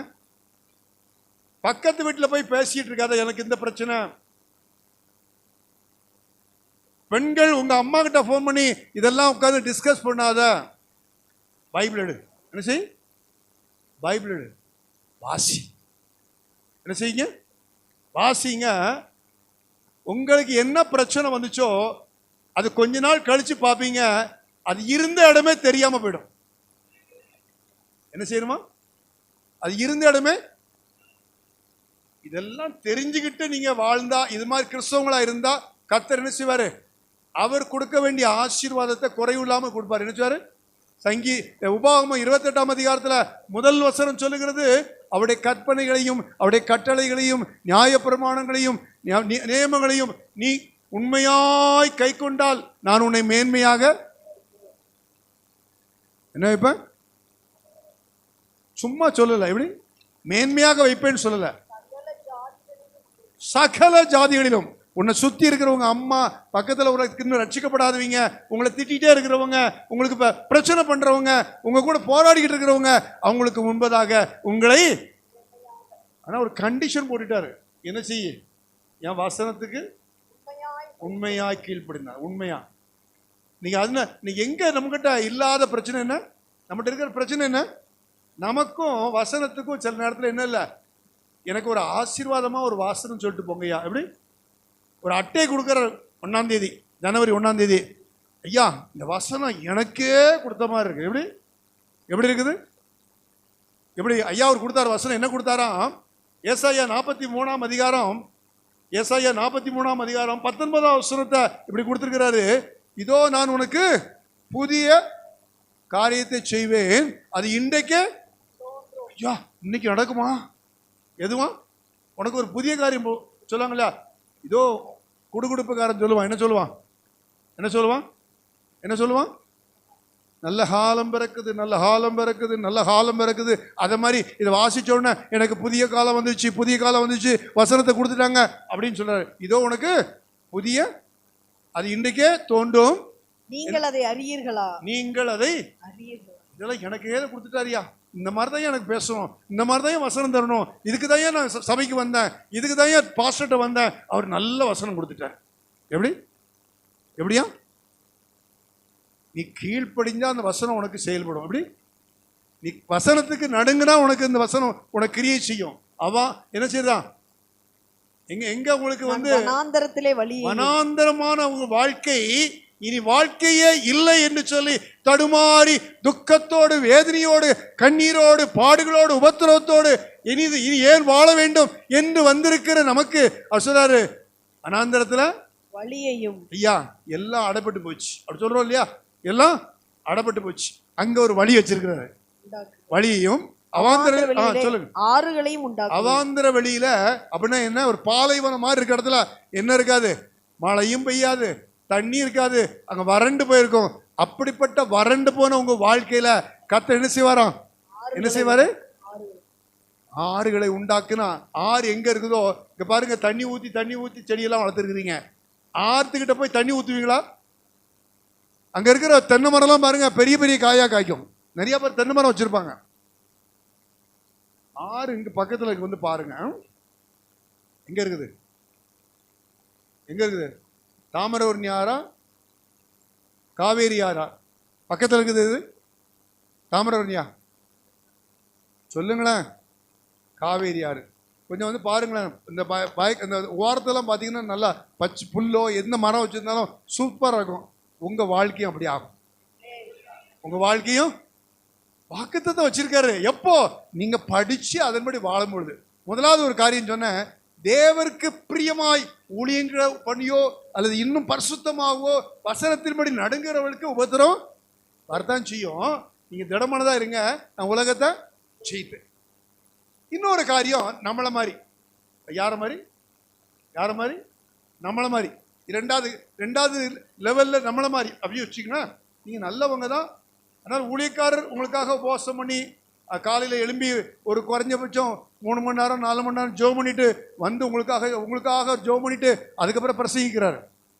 நம்ம எத்தனை நாள் நம்ம வந்து 2 மணி நேரம் 3 மணி நேரம் உட்காந்து பாதத்தில் உட்காந்து ஆண்டோடைய பாதத்தில் ஜெபிக்கிறோம்? அப்படி இல்லை இல்லையா? அவங்களுக்கு நிறைய வித்தியாசம் இருக்குது. அவங்க வந்து ஏதோ ட்ரெஸ் போட்டு பிரசங்கிக்கல, தேவ பாதத்தில் அமர்ந்து ஜெபித்து வார்த்தையை வாங்குறாங்க, ஜெபித்து உங்களுக்காக போராடி ஜெபிக்கிறாங்க. இதுக்கு தான் ஊழியக்காரர், சபையில் மேய்ப்பர். இந்த மேய்ச்சலுக்குள்ளாக இருக்கிற ஆடுகளை கர்த்தர் ஒரு நாள் பரலோகத்திற்கு கூட்டிட்டு போறதுக்கு அவருக்கு கொடுக்கப்பட்ட உத்கிரானத்தை அவர் செய்து கொண்டிருக்கிறார். அவருக்கு உபத்திரம் உண்டு. நமக்கு பாருங்க, நமக்கு சங்கீதம் 147 3ஆம் வசனம் எப்படி சொல்லுகிறது? சங்கீதம் 147:3, இருதயம் நொறுங்குண்டவர்களை குணமாக்கு. யார? இருதயங்கள். பாத்தீங்க, இவ்வளவு நேரம் கேட்டுட்டீங்க, சத்தியத்தை கேட்டிருக்கிறீங்க. ஆனா மனசெல்லாம் சிலருக்கு பாரமாவே இருக்குது. என்ன இருக்குது? வீட்டை பத்தி நினைச்சா சொல்லுங்களா, வீட்டை பத்தி நினைச்சா, குடும்பத்தை பத்தி நினைச்சா, வீட்டில் உள்ள பிரச்சனை நினைச்சா எப்படி இருக்குது? பாரமா இருக்குது. என்ன இருக்குது? ஐயா பேசுறது நல்லதான் இருக்குது, என் பிரச்சனை இத்தனை வருஷமா கஷ்டப்படுறேன், யாருங்க எனக்கு விடுதலை கொடுக்கறது? நான் அப்படியே தையா இருக்கிறேன். என்ன சொல்றீங்க? ஆனா வேதம் என்ன சொல்கிறது? இருதயம் நொறுங்குண்டவர்களை என்ன செய்யறாரா? குணமாக்குகிறார். என்ன செய்யறாரு? அப்படிப்பட்ட உடைஞ்ச உள்ளத்தை, அப்படிப்பட்ட வேதனையோடு கூட வந்திருக்கிறவள, அப்படிப்பட்ட கண்ணீரோடு கூட இருக்கிறவள, எங்க இருதயம்னா ஹார்ட் அட்டாக் இல்ல, மன பாரம், மன கவலை, மன உளைச்சல், மனதில் ஒரே பாரம். எனக்கு எங்கேயாவது விடுதலை கிடைக்காதா? எங்கேயாவது போனா எனக்கு ஒரு நல்லது நடக்காதா? என் குடும்பத்துல இந்த பிரச்சனை தீராதா? அப்படின்னு சொல்லி மனதில் உடைஞ்சு போய் வந்திருப்பீங்க. அப்படி உடைஞ்ச உள்ளத்தை கொடுத்து ஆண்டு சொல்றாரு, அப்படிப்பட்ட உடைஞ்ச உங்களுக்கு ஆண்டு சொல்லுகிறார். என்ன சொல்றாரா? இருதயம் நொறுங்குண்டவர்களை குணமாக்குகிறார், அவர்களுடைய காயங்களை கட்டுகிறார். ஆமா, அவங்க காயப்பட்டு வந்திருக்கிறீங்க. ஐயா நீங்க வந்திருக்கிறீங்க பிரச்சனையோடு கூட, உனக்கு வேணும்னு அப்படி சொன்ன, முதல்ல வந்திருக்கதே பிரச்சனையோடு கூட, உனக்கு இப்படிதாம்மா வேணும்னு சொன்னா இன்னும் கூட கொஞ்சம் என்ன பண்ணுவீங்க? உங்களுக்கு காயத்துக்கு மேல காயம். அப்ப அப்படி இல்லை, ஆண்டவர் ஆறுதலான சில வார்த்தைகளை என்ன கொடுப்பாராம்? நீதிமொழிகள் 14:10 வாசிங்க. நீதிமொழிகள் 14:10. இருதயத்தின் கசப்பு இருதயத்திற்கே தெரியும். எதுக்கு தெரியுமா? நம்ம இருதயத்துக்குள்ள இருக்கிற கசப்பு இருதயத்துக்கு மட்டும் தான் தெரியும். யாருக்கு வெளியே சொன்னாதான், நீங்க யார்ட்டையா சொன்னாதான் மற்றவங்களுக்கு தெரியும். எப்படி? உங்களுக்கு இருக்கிற கஷ்டம், உங்களுக்கு இருக்கிற வேதனை, உங்களுக்கு இருக்கிற மனபாரம் யாருக்கு தெரியும்? உங்களுக்கு மட்டும்தான், வேற யாருக்கும் தெரியாது. சொன்னாதான் தெரியும். அப்படிப்பட்ட கசப்பு உள்ள அநேகருடைய வாழ்க்கை உண்டு. என்ன உண்டு? உண்டு. ஆனாலும் கர்த்தர் என்ன சொல்றாரு? அதுக்கு என்ன செய்யணும்னு சொல்றாரு? பிலிப்பியர் 4ஆம் அதிகாரம் 6ஆம் வசனம் சொல்லுகிறது, ஒன்றுக்கும் கவலைப்படாமல். என்ன செய்யணுமா? கவலைப்படுறதுனால ஒரு மனம் கூட்ட முடியாது, குறைக்க முடியாது. அப்போ ஆண்டு சொல்றாரு, வருத்தப்பட்டு பாரம் சுமக்கிறவர்களே நீங்க நேரத்துல வாருங்கள், நான் உங்களுக்கு இளைப்பார். இதெல்லாம் கர்த்தர் வசனத்தை கொடுத்துருக்காரு. ஆனா இதான் சொல்றாரு, நீ ஒன்றுக்கும் கவலைப்படாமல் பண்ணி இருப்பீங்களா? சொல்லுங்க. முதல்ல இந்த வசனத்தின்படி கீழ்ப்படியோமா? யாருமே வசனத்தை பார்க்குறீங்க, பதிலே சொல்ல மாட்டேங்கிறீங்க. எந்த பிரச்சனை இருந்தாலும் என்ன செய்ய மாட்டேன்? என்ன பண்ண மாட்டேன்? என்ன செய்ய மாட்டேன்? சொல்லுங்களேன். அப்போ நமக்குள்ள என்ன இருக்கணும்? என்ன இருக்கணும்? ஆண்டவர் என் கூட இருக்கார். என்ன?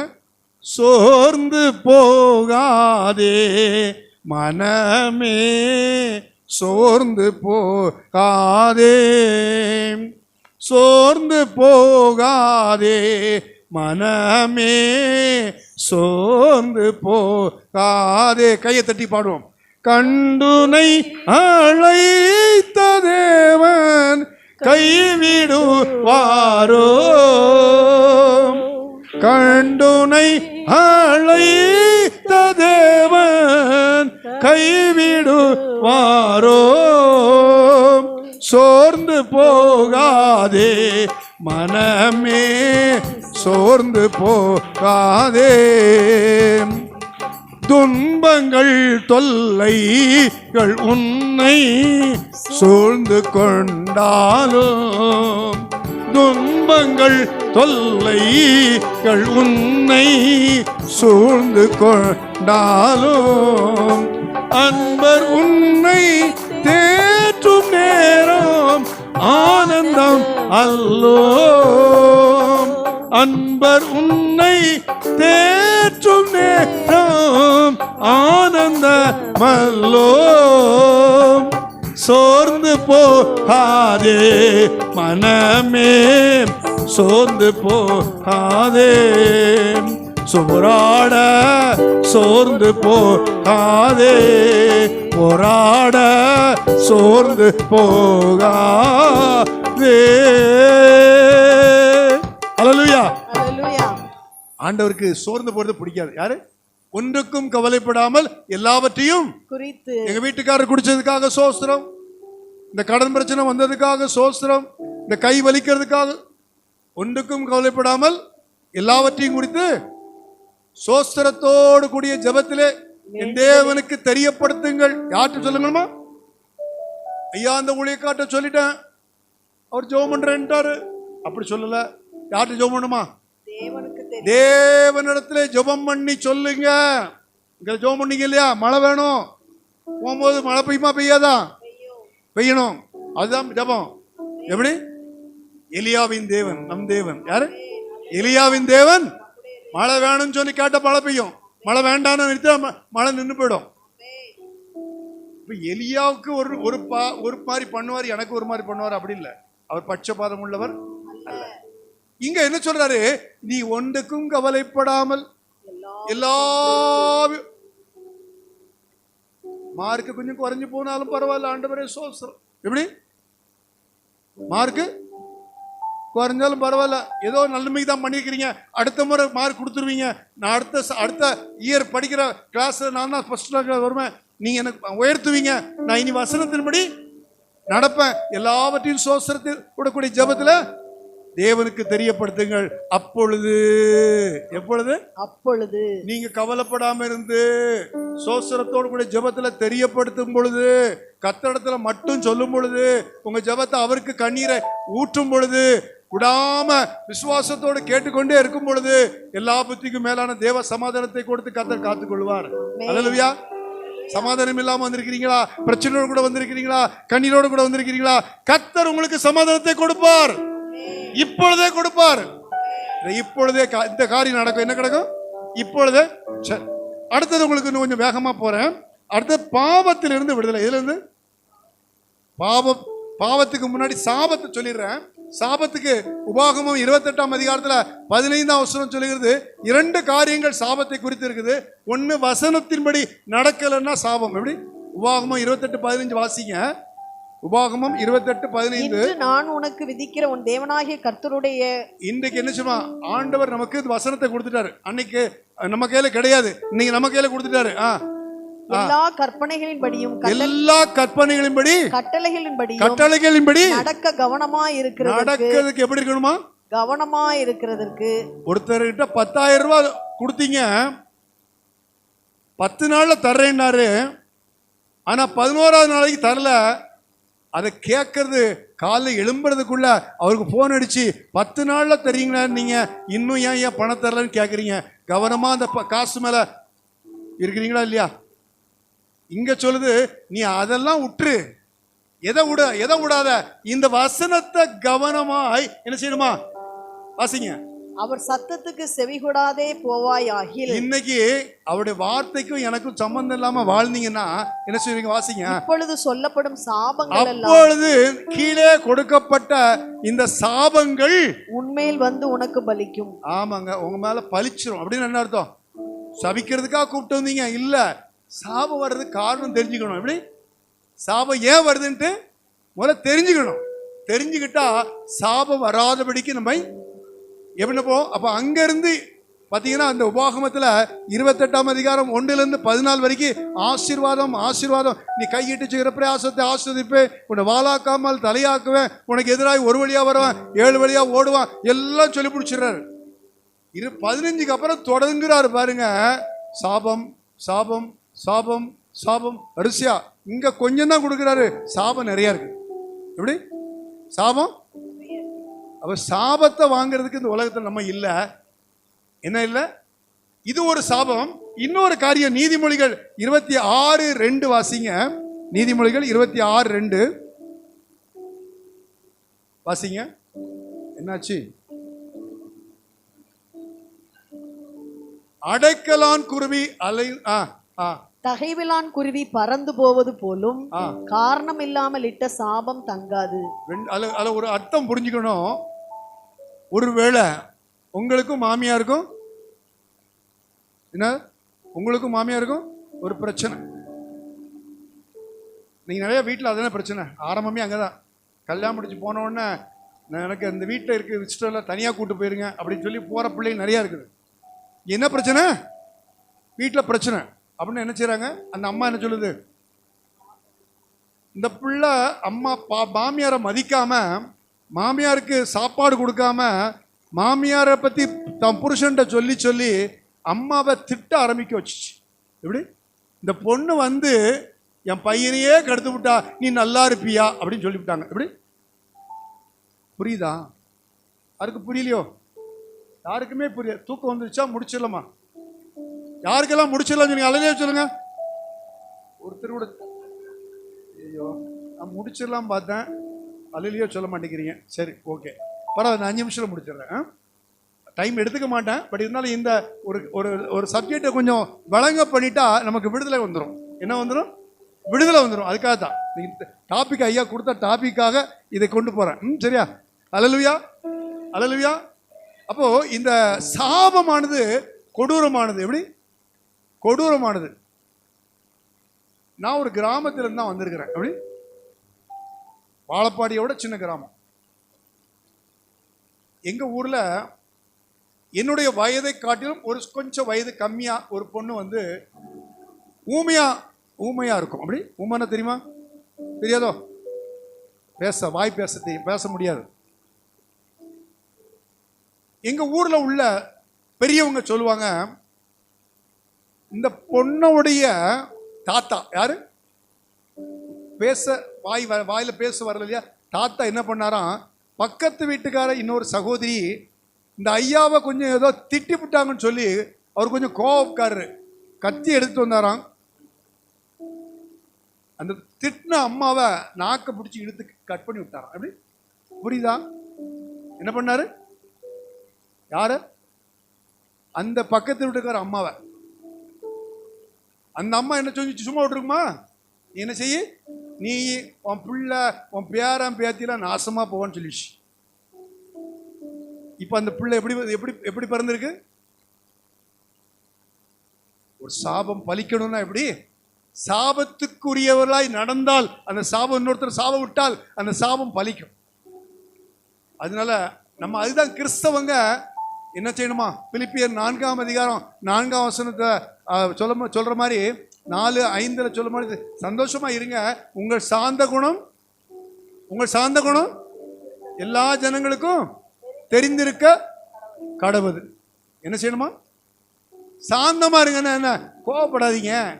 அவங்க கோவப்பட்டா பரவாயில்லைங்க, கொஞ்சம் பொறுமையா இருங்க. என்ன பண்ணுங்க? முதல்ல வசனத்தின்படி நடக்கலன்னா சாபம்.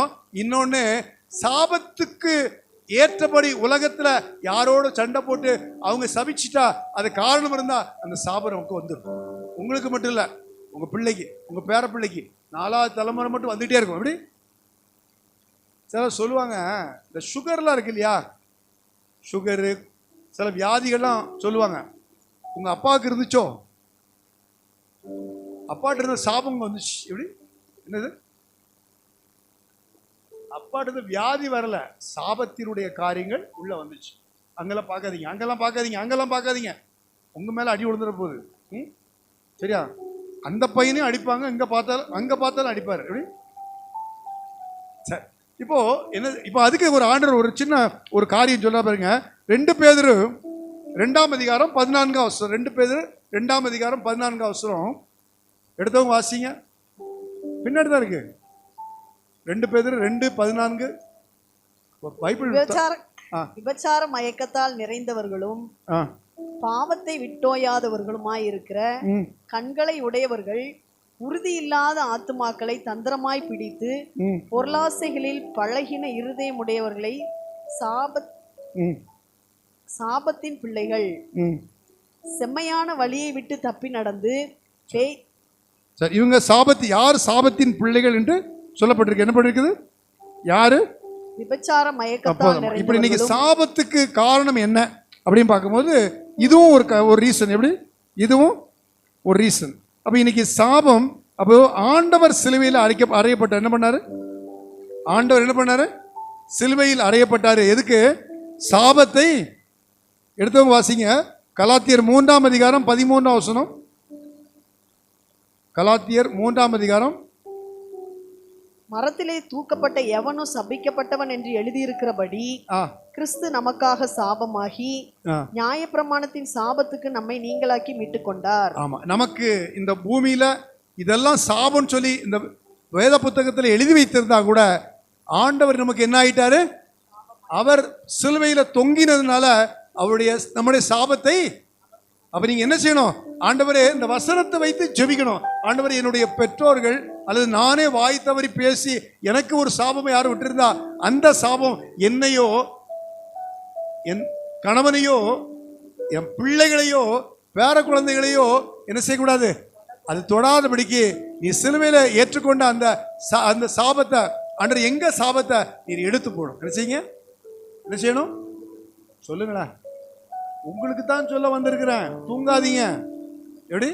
சாபம் நம்ம விட்டு வெளியே போனா தான் சில வியாதி குணமாகும், சில கட்டுகள் நம்ம விட்டு போகும், சில போராட்டங்கள் நம்ம விட்டு வரும். அப்போ சாபம். சரி, மீதி இன்னும் 2 வந்து, ஒன்று பாவம், இன்னொன்று பிசாஸ். இது டைம் ஆயிடுச்சு, உங்களுக்கு எல்லாம் தெரியும். எப்படி? அதனால அதை குறித்து விளக்கங்கள் கொடுத்தா இன்னும் ஒரு நேரம் ஆயிடும். ஒன்று. அடுத்தது பாவத்து நிமித்தம் வந்த பிரச்சனைகள். இன்னைக்கு அநேகருடைய வாழ்க்கையில் என்ன இருக்குது?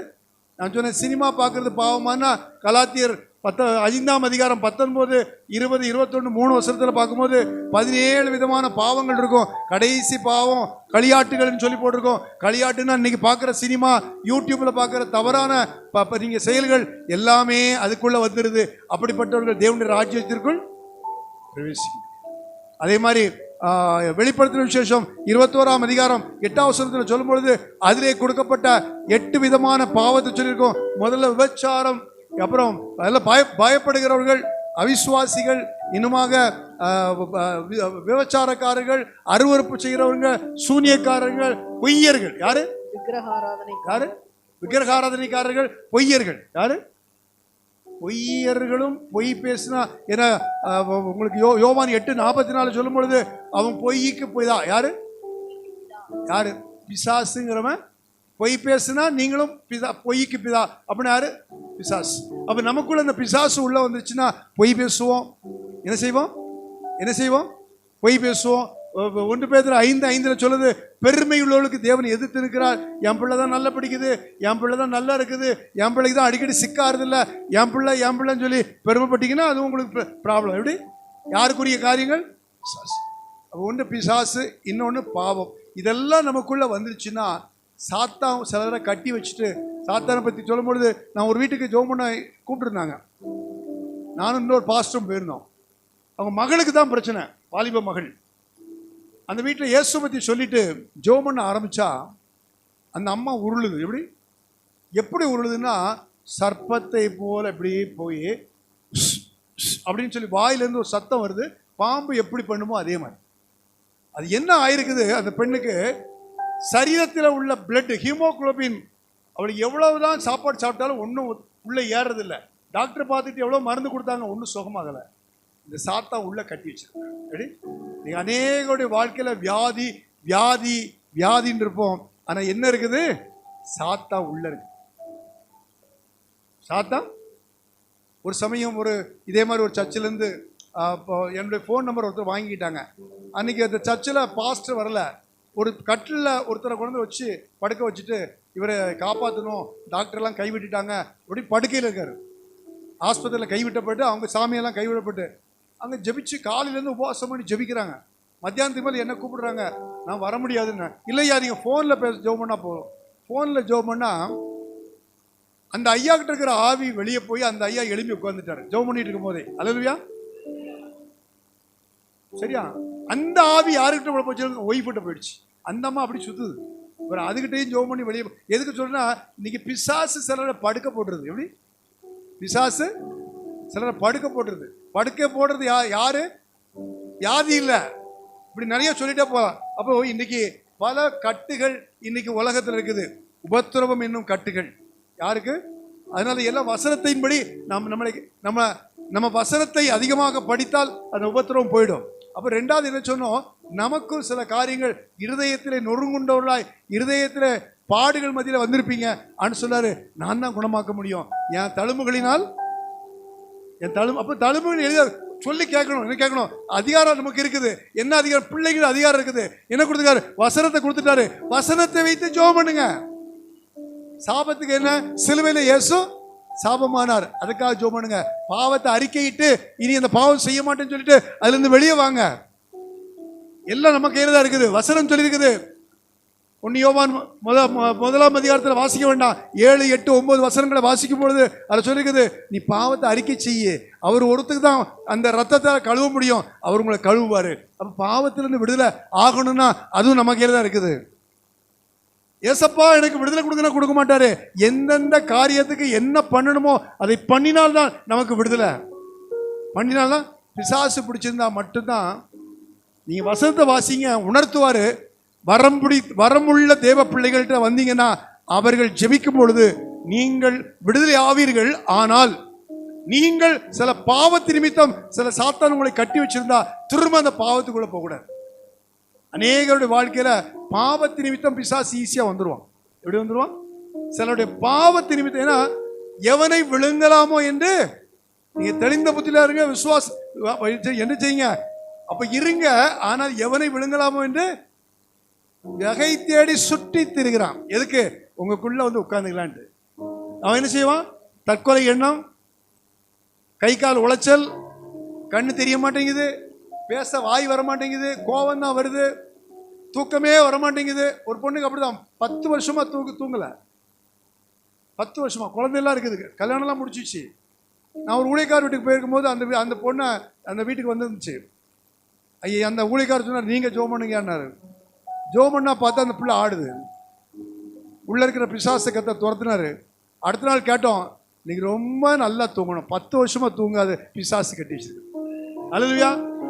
இன்னைக்கு எந்த பிசாசு எப்படி யாரை கட்டி வச்சிருக்குன்னு யாருக்கும் தெரிய மாட்டேங்குது. வியாதி நினைக்கிறோம், வியாதி இல்லை. சரி, கொடுக்கப்பட்ட டைமுக்கு அதிகமாயிடுச்சு, தயவுசெய்து தப்பா இது பண்ணிக்காதீங்க, சரியா? அதனாலும் இருந்தாலும் பொறுமையா கேட்டீங்க. நீங்க சில காரியங்களை உங்களுக்கு கர்த்தர் கற்றுக் கொடுத்தார். ஒன்று வசனம், இன்னொன்று ஜெபம். இந்த ரெண்டும் ரொம்ப முக்கியம். என்ன பண்ணி எது முக்கியம்? ரெண்டும். வசனம் இருதயத்துக்குள்ள போகாம விடுதலை கிடையாது. அதன்படி வாழாம இருந்தா அது விடுதலை கிடையாது. அதை வச்சு ஜெபம் பண்ணாதான் உங்களுக்கு விடுதலை. அப்ப அதை வச்சு ஜெபம் பண்ண தெரியணும். அப்ப தெரிஞ்சா இந்த 4 காரியத்தை நீங்க வெற்றி பெறுவீங்க. 5வது ஒண்ணு உங்களை பாத்தீங்கன்னா, ஒரே ஒரு சொல்லி முடிச்சிடுறேன். ஒரு சில பெண்கள் அல்லது ஒரு சில எனக்கு ஜெபிக்கிறதுக்காக கேட்பாங்க. அந்த பிள்ளை ரட்சிக்கப்பட்டு டான்ஸ்லாம் எடுத்துச்சு. ஆனா கையெல்லாம் என்ன இருக்குதான், ஒரு மாதிரி புண்ணா வருது, பசிக்கவே மாட்டேங்குது, தூக்கமே வர மாட்டேங்குது அப்படின்னு சொல்லி ஜெபம் பண்ணிச்சு. அது யார்? ரட்சிக்கப்பட்ட பிள்ளை. அவங்க அப்பா அம்மா ரட்சிக்கப்படலை, குடும்பத்தார் ரட்சிக்கப்படலை. ஆனால் ஜெபம் பண்ணுனா என்ன பண்ணுது? அது சுத்துது, வாந்தி எடுக்குது. வாந்தி எடுத்த உடனே அதுக்கப்புறம் சாப்பிட முடியுது, சரியாயிடுது. எதுக்கு சொல்ல வரேன்னா, இன்னைக்கு ரட்சிக்கப்பட்ட குடும்பத்தில் உள்ள பிள்ளைகளுக்கும் சில சமயத்தில் சாத்தான் உள்ள வந்துருதான். அதுக்கு காரணம் நாம இடம் கொடுக்குறோம். என்னக்கிறோம்? நீங்க இடம் கொடுத்தா மட்டும்தான் வருவான் பிசாசு. மட்டும் ஆவியானவர் எப்படி நமக்கு இடம் கொடுத்தாதான் வருவாரோ, பிசாசு இடம் கொடுத்தாதான் வருவான். இடம் கொடுத்தது என்ன? நீங்க பாவத்துக்குள்ள போனா உள்ள வந்துருவான். மொபைல் நோண்டிட்டே இருந்தா, சொல்லுங்க, மொபைல நோண்டிட்டே இருந்தா உள்ள வந்துடும். அது ஒரு பிசாசு. அதான் பைபிளால வாசிக்கிறதையும் சொன்னேன், சரியா? எங்கெல்லாம் பிசாசு, எல்லா இடத்துலயும் தந்திரமானவன். அதனால அவனுக்கு இடம் கொடுக்காதீங்க. நீங்க இன்னும் உங்களை ஜாக்கிரதையா நீங்க இருக்கணும். எல்லாம் கண்களை மூடி எழுப்பி நின்று எல்லாம் எழுப்பி நிற்கலாம். எல்லாம் எழுப்பி நிற்கலாம். எல்லாம் எழுப்பி நிற்கலாம். கேட்ட சத்தியத்தின்படி நடக்க நம்மை ஒப்பு கொடுப்போம். ஆண்டவரே, இந்த நாளில நாங்கள் சத்தியத்தை கேட்டிருக்கிறோம், இனி அதன்படி நடப்போம் என்று சொல்லி வாயினால ஒவ்வொருவரும் ஒரு 2 நிமிஷம் அப்படியே, ஏசப்பா, இந்த நாளிலும் கூட சத்தியத்தை நாங்கள் உம்மிடத்திலிருந்து கேட்டு தெரிந்து கொண்டோம், பெற்றுக்கொண்டோம்.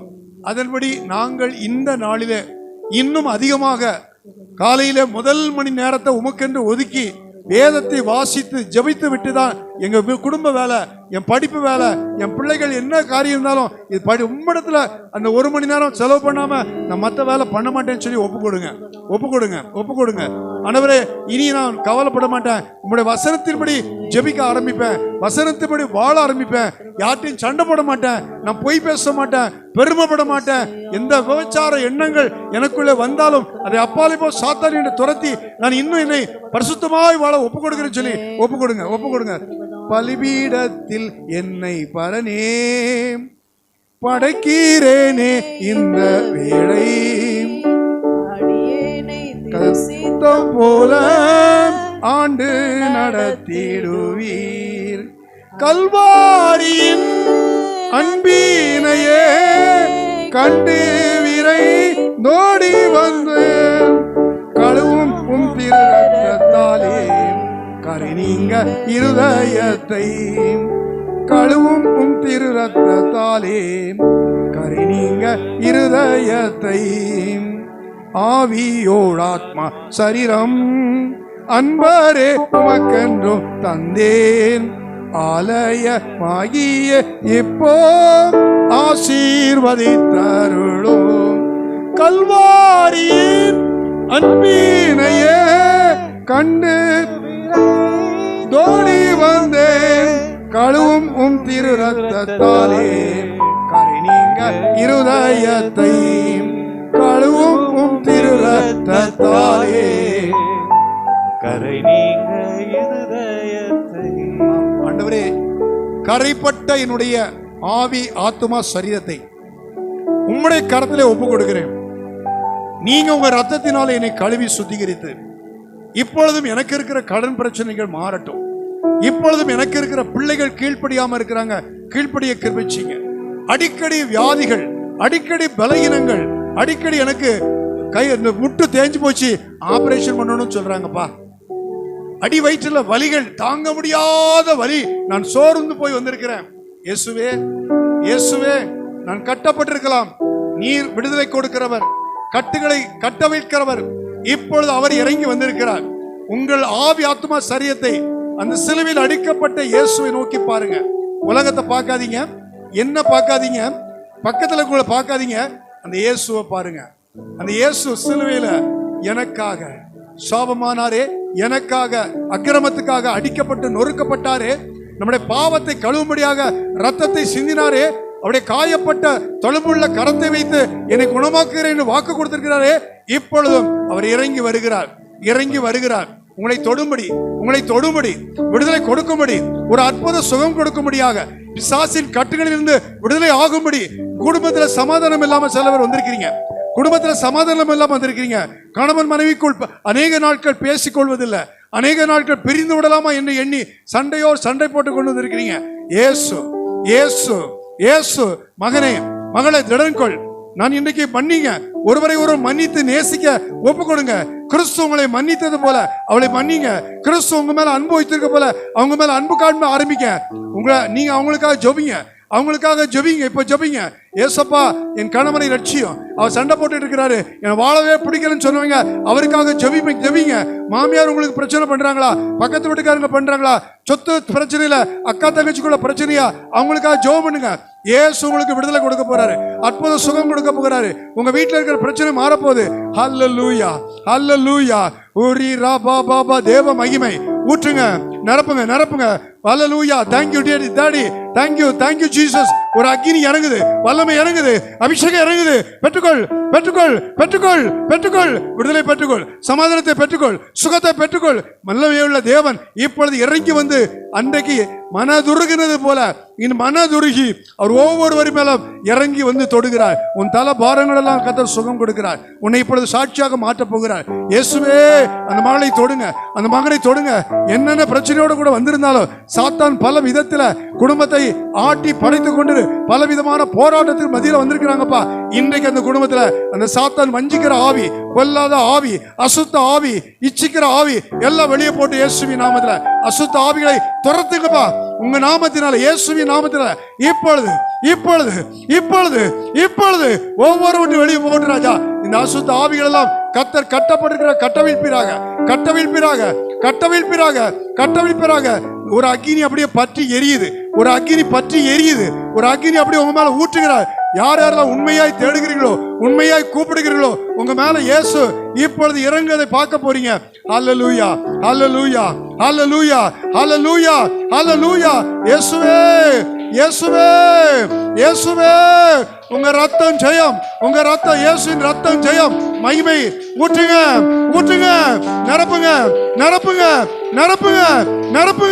நிரப்புங்க. சிலுவையில் அடிக்கப்பட்ட இயேசு இப்பொழுது உங்களை நேசிக்கிறார். மகனே மகளே பயப்படாத, இயேசு உன்னையும் நேசிக்கிறார். உன்னோடு கூட வந்து வாசம் செய்யும்படியாக, உன்னோடு கூட வந்து கட்டுகளை வேறறுக்கும்படியாக வந்திருக்கிறார். ஏசப்பா இந்த பிள்ளைகள் மீது நொறுக்கப்பட்டு வந்திருக்கிறாங்க, கடன் பிரச்சனையால் நொறுக்கப்பட்டு வந்திருக்கிறாங்க. இதோ குடும்பத்தில் அடிசடி தண்டனைகள்ல வேதனையோடு கூட வந்திருக்கிறாங்க. இன்னைக்கு ஒரு விடுதலையோடு கூட போக்கு வச்சுங்க. கண்ணீரை துடைக்கிற இயேசு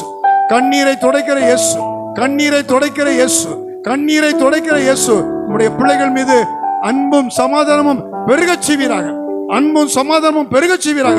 சமாதானம் இல்லாமல் வந்திருக்கிற இவளை சமாதானத்தை கொடும். பிள்ளைகள் நல்லா படிக்கட்டும், +2 முடிச்சுட்டு நல்ல காலேஜ் கிடைக்கட்டும், பண தேவைகளை சந்திங்க. நல்ல கெட்ட பழக்க வழக்கத்தில் இருக்கிற வாலிப பிள்ளைகளே இயேசு இடத்துல ஒப்பு கொடுங்க. இனி இந்த பாவத்துக்குள்ள போக மாட்டேன், இந்த நண்பர் வேண்டாம், இந்த சகோதரன் வேண்டாம், இந்த பழக்க வழக்கங்கள் வேண்டாம், அதை விட்டு நான் வெளியே வந்துடுறேன், ஒப்பு கொடுங்க. இல்லைன்னா உங்க வாழ்க்கையில பெரிய பிரச்சனை வரப்போகுது. இயேசுவே இந்த பிள்ளைகளுக்காக பரிதவிக்கிறீரே, இந்த பிள்ளைகளை ஆண்டவர் மீட்டெடுத்து காத்துக்கொள்ளும். அடிக்கடி சிலருடைய வாழ்க்கையில வியாதி, பிள்ளைகளுக்கு வியாதி, டாக்டர்கிட்ட வருகிற வருமானத்தை எல்லாம் செலவு பண்ணிட்டு இருக்கிறீங்க. கர்த்தர் அதிலிருந்து இந்த நாளிலிருந்து அந்த கட்டப்பட்டிருக்கிற கட்டுகளிலிருந்து விடுதலை கொடுப்பீராக இயேசுவின் நாமத்தில். இந்த சபையை விருத்தடைய செய்யும், சபையை பெருக செய்யுங்க. சபையில் அடிக்கடி நடக்கிறது கூட்டத்தில் ஒவ்வொரு தடவையும் இயேசு கடந்து வந்து ஆசீர்வதிப்பீராக. ஆண்டவரே அவருடைய அன்பு ஊழியக்காரரையும் அவருடைய மனைவி 2 பிள்ளைகளையும் ஆசீர்வதிங்க. தகப்பன் அவருடைய குடும்பத்தின் பெரியோர்களை ஆசீர்வதிங்க. இங்க இருக்கிற அத்தனை பேரையும் இங்க சமாதானத்தோடு, சந்தோஷத்தோடு, சுகத்தோடு ஆசீர்வதிக்கப்பட்டு போக்க வச்சுங்க. இயேசுவின் நாமத்தில் வேண்டிக் கொள்கிறோம் நல்ல பிதாவே, ஆமென்.